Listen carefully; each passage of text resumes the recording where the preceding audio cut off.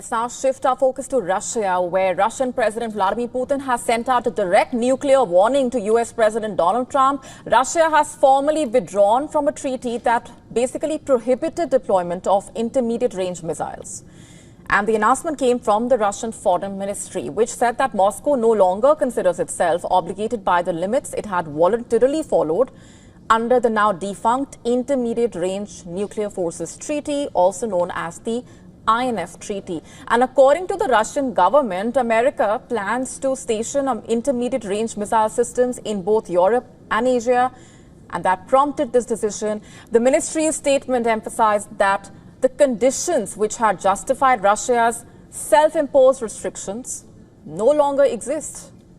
And the development comes amid the ongoing Russia-Ukraine war. Overnight, Russia attacked the railway hub of Lozova in Kharkiv region with 34 Shahed drones.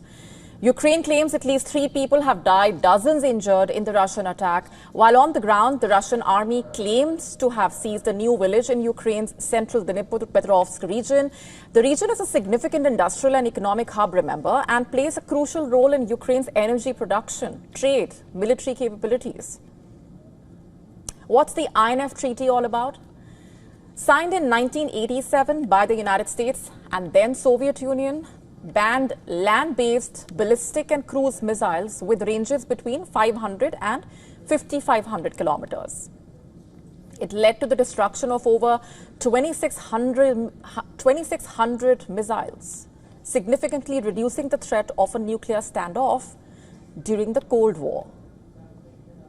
In the year 2019, the United States officially exited the agreement, and that decision occurred during Trump's first term. At the time, the U.S. government cited alleged Russian violations involving the deployment of the cruise missiles, 9M729 cruise missiles. And while Moscow denied breaching the treaty, this latest shift in Russia's stance comes just days after Trump directed 2 U.S. nuclear submarines to reposition in response to online threats made by Dmitry Medvedev. Medvedev is a former Russian president and now is the deputy chairman of Russia's Security Council. And following the announcement from Russia's foreign ministry, Medvedev issued a follow-up statement on social media. He attributed the move to what he described as NATO's anti-Russia stance and warned of additional actions to come. Remember, last week Putin said that the Orishnik missiles officially entered service and will be deployed to Belarus. Belarus shares borders with NATO members Poland, Lithuania, Latvia, and the Orishnik missile is capable of carrying nuclear warheads. The development comes as the United States is planning to start periodic deployments of intermediate-range missile systems to Germany beginning in 2026. And that announcement was made last year as part of Washington's broader security arrangement. Broader security realignment, beg your pardon. The broader security realignment. And in response, Russian officials vowed to implement countermeasures, raising the stakes of a growing arms race. The end of the INF Treaty, combined with the ongoing tensions over the Russia-Ukraine war, reportedly sparked concern across Europe about a possible return to Cold War-era arms race. And according to reports in Russian media, the Oreshnik missiles can strike Ramstein Air Base in Germany in as little as 15 minutes.